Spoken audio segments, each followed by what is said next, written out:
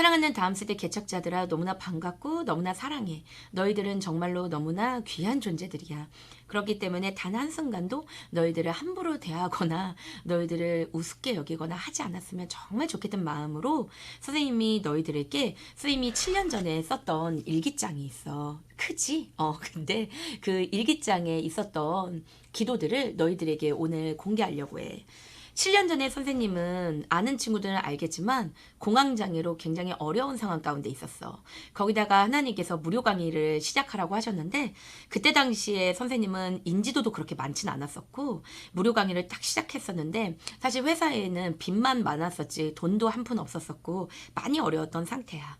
근데 그럴 때 선생님은 친구도 없었고 유일하게 남아있었던 존재가 하나님 한 분이었는데 그 하나님 한 분을 위해서 뭔가를 하고 싶었어. 그랬을 때 하나님께서는 다음 세대를 위해서 이 책을 만들어라 라고 그렇게 얘기를 해주셨어. 그래가지고 만들어진 책이 바로 응가 역사야. 그런데 중요한 건 이 응가 역사는 지금은 잘 팔리는 책이지만 그 당시에는 팔리지 않았어. 그 당시에는 하루에 한 권 파는 것도 진짜 되게 어려웠었고, 뭐 하루에 한 권이 뭐야? 뭐 한 달에 뭐 한 두세 권? 뭐 이렇게 팔렸었던 것 같아. 근데 참 그것이 선생님한테는 참 마음이 아프더라. 왜냐면 이거는 하나님께서 다음 세대를 위해서 주신 아이디어가 맞거든. 얘들아, 응가 역사 잘 볼래? 이렇게 빠바밤 올라갔더니 예수님도 계시고, 그리고 이렇게 딱 폈더니 책의 가장 앞에 진리가 너희를 자유케 하리라는 이 하나님의 말씀도 있고, 곳곳에는 갓쓴 이야기 등등 해서 하나님이 너희에게 해주시는 그런 아름다운 사랑의 메시지들이 가득하거든. 그러니까 이것은 하나님이 너희에게 주시고자 만든 그런 책이야. 오직 너희들만을 위한 책. 그런데 이 책이 너희들을 만나볼 수 없다는 사실이 그러니까 선생님에게 있어서는 얼마나 마음이 아팠는지 몰라. 그래서 그때 당시에 직원이 딱 2명이 있었어. 그래서 이제 직원들 2명을 선생님이 앉혀놓고 뭐라고 얘기했냐면 우리가 하나님의 책을 이대로 두는 것은 절대 아니다. 그러니까 이 책이 아이들을 만나볼 수 있도록 우리가 일단 교회들의 문을 두들기자. 그래서 그들에게 열심히 기도하고 우리가 정성스럽게 우리의 마음을 담아서 편지를 쓰면 그들이 우리의 마음을 알아줄 거야. 그래서 이 책을 그 교회를 통해서 아이들에게 무료로 나눠주자 라고 이제 그렇게 얘기를 했었어. 근데 그때 그 직원이 뭐라고 얘기했냐면 선생님 그거 다 쓸데없는 짓이에요 라고 그렇게 얘기를 했어. 왜냐면 우리가 인지도도 없고 우리가 아무것도 아닌데 교회들에서 우리가 뭐라고 그걸 열어주겠습니까? 이제 그렇게 얘기를 했는데 선생님 순간적으로 진짜 되게 화가 났던 것 같아. 왜 그러냐면 그래 인지도도 없고 아무것도 아니야. 그래 나 공황장애인이고 사실 아무것도 아니지만 그렇다 하더라도 이거 하나님 거잖아. 이거 하나님이 주신 건데 선생님 참 그때 바보 같았거든. 근데 한 가지는 알고 있었어. 그건 뭐냐면 하나님이 주신 걸 그렇게 함부로 내려놔서는 안 된다는 거. 그래도 하나님이 주신 건데 수단과 방법을 가리지 말아봐야지. 정성을 들여봐야지. 그건 아니지. 그냥 내가 하라면 하라는 대로 해. 내가 그때 그렇게 얘기했던 것 같아. 하지만 선생님 속은 정말 무너졌었어. 왜냐면 사실 선생님은 그때 당시의 상황이 아주 암울했었거든. 선생님과 함께 시작한 강사들은 좋은 곳과 계약을 맺어가면서 점점 더 그 이름이 높아졌었어. 그런데 선생님은 사실은 미친 사람이었고 벌레와 같은 사람이었고 그때 아무것도 할 수 없었고 그리고 지금은 선생님이 이렇게 막 이렇게 영광스러운 자리에 있지만 그 당시에는 모두에게 선생님이 되게 이렇게 뭐랄까 무시당하는 그런 존재였어요 사실은. 그래서 마음이 참 많이 힘들었던 것 같아. 근데 이제 그때 이제 교회에 갔는데 그 교회에서 이제 부흥회를 하고 있었어. 그런데 부흥회에서 마침 말씀이 어떤 말씀이었냐면 목사님께서 이런 말씀을 해주셨었어. 스스로 능력에 대해서 제한하지 마. 하나님이 하는 거야. 그리고 주님의 영으로 하는 거야. 참 예배를 드릴 때 돌파가 일어나. 그때 선생님 어땠을까? 그래 내가 하나님 믿지. 그래 내가 한번 해봐야지. 그래서 이 아래다가 그날 집에 와서 일기장에 이렇게 적은 것 같아. 우리나라에 큰 교회가 뭐가 있을까? 그래서 이렇게 쓱싹쓱싹 막 적어봤어. 이런 교회 이름들을 적어봤고 여기에 내가 편지를 써야지 이렇게 생각했던 것 같아. 그리고 옆에다가 이렇게 일기도 썼어. 하나님 매일의 기쁨을 주셔서 감사합니다. 근데 오늘은 지도자로서 너무 속상한 하루예요. 하나님 전 지혜가 없네요. 저 지혜가 필요합니다. 하나님, 주님의 지도력과 자비심을 제게 주세요. 슬픈 마음을 내려놓게 해주세요. 라고 하면서 이렇게 그날 정말 너무 힘들어서 나 이런 식으로 막 이렇게 선생님이 썼던 것 같아. 근데 그랬을 때 하나님께서 그런 마음을 주셨어. 아버지께서는 내가 너를 주목하고 너의 그 고됨을 난 다 알고 있어 라고 말씀하신다. 그리고 또한 지혜를 너한테 후하게 줄게 라고 하시며 모든 길을 열어주시겠다고 하신다. 주님 감사드립니다. 그런데 우리 친구들 진짜로 하나님은 선생님에게 모든 길을 열어주셨을까요? 정말로 그 교회들에서는 선생님의 생각대로 연락이 왔을까요? 아니요. 한 군데도 연락 오지 않았고 그리고 아예 그 메일 자체는 열람조차 되지 않았었어.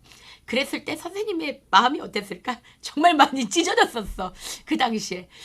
그래서 마음을 뺏기지 않으려고 되게 노력했지만 참 마음이 많이 아팠던 것 같아. 근데 그런 것들이 우연찮게 보는데 그 기도 글에 다 적혀져 있더라. 그래서 4월 9일에 하나님 앞에 오늘도 부끄럽다. 매 순간을 감사하지 못한 것, 숨 쉬는 거 감사하지 못한 것 등이 생각나 가슴이 미어졌다. 주님, 빠꽁시대에 돌파구를 열어주세요. 너무 조마조마합니다. 참 선생님이 힘들었나 봐. 조마조마하다고 이렇게 쓴 거 보니까. 그리고 내 나름대로 막 써본 거야. 그냥 생각에 나는 대로.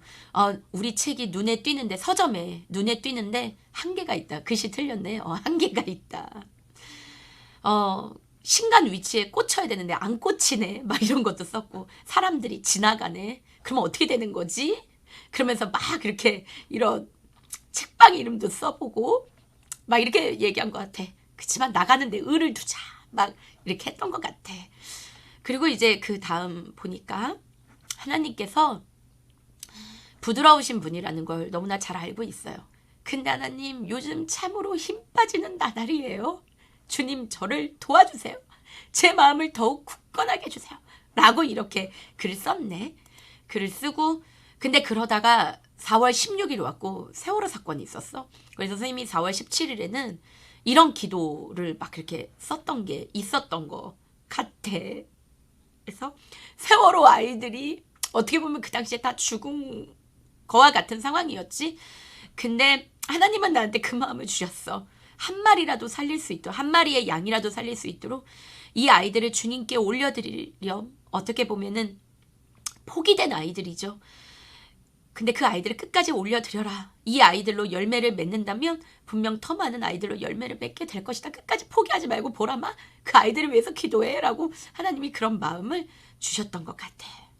근데 그러다가 역전의 순간이 왔어. 그 역전의 순간이 바로 뭐냐면 역전의 순간은 아니네. 4월 20일. 이때도 역시 오늘은 부활절입니다. 라고 얘기하면서 내 마음을 빼앗기는 것을 이제 그만하기로 했는데 그게 잘 안 되었어요. 예수님 용서해 주세요. 라고 하면서 그 부활절 때도 그런 기도를 드렸고 그리고 그 세월호 아이들이 너무 마음이 아프다고 계속 기도를 드렸었던 그런 때였던 것 같아. 근데 그러다가 얘들아 진짜 역전의 순간이 왔어. 그 증거가 바로 뭐냐면 갑자기 선생님의 이런 웃는 모습이 나타나지. 그 전까지는 눈물과 슬픔과 가슴이 미어져요. 다 이런 내용이었는데 갑자기 선생님이 웃기 시작했어. 왜 그러냐면 정말 많은 아이들이 가입하기 시작했거든. 왜냐면 일주일 사이에 10,000명의 아이들이 가입을 하더니 한 5만만 6만 명의 아이들이 한 달 사이에 미친 듯이 들어오는 그런 사건들이 벌어지게 되었거든. 그때가 바로 언제였냐면 사실은 4월 20일에 부활절이 있었고 4월 22일이 선생님네 교회에서 부흥회가 있었어. 그런데 부흥회가 있던 날에 갑자기 터진 거야. 터지게 되면서 어떤 일이 벌어지게 되었냐면 우리 빠콩 시대에는 아이들이 정말 하나도 없었는데 갑자기 아이들이 미친 듯이 들어오기 시작했고 그리고 그 아이들이 선생님 너무 감사해요. 어떻게 이런 질 좋은 강의를 우리한테 무료로 주셨냐고 우리 아이들이 막 너무 감사하다고 막 글을 쓰면서 그렇게 우리 아이들이 막 들어왔었던 거야. 그래서 선생님이 너무 놀란 거야. 그래서 4월 24일에 선생님이 이렇게 기도를 드린 거야. 하나님께. 하나님 너무 많은 아이들이 가입하고 있어요. 너무 기쁘고 행복해요. 그러면서 하나님 너무 사랑하고 감사드립니다. 이렇게 하나님께서 빠꿍 시대를 이렇게 번창시켜 주셔서 감사합니다라고 이렇게 기도를 드렸어. 선생님은 우리 친구들한테 그런 얘기를 해주고 싶어. 정말로 너희들에게 정말 너무너무 해주고 싶은 얘기는 뭐냐면, 얘들아, 선생님은 너희들 가운데 정말 길이 막혀 있는 것 같은 생각이 드는 친구들이 있을 거야. 아, 나는 집안 환경도 안 되고 나는 뭐도 안 되고. 내가 너희들과 같은 상황이었어, 그 당시에. 정말로 밑도 끝도 없고 살아있는 게 살아있는 게 아니야. 그냥 죽은 게 나아 라는 생각이 드는 거. 근데 하나님이 나를 너무 사랑하시기 때문에 난 죽을 수가 없어. 그리고 난 다음 세대를 위해서 뭔가를 정말로 해보고 싶었어. 선생님은 그런 마음이었었지. 그런데 그때 선생님은 정말 아무것도 할 수 없는 사람이었지만 그건 알았어. 뭔 알았냐면 하나님의 것을 함부로 포기하면 안 된다는 거.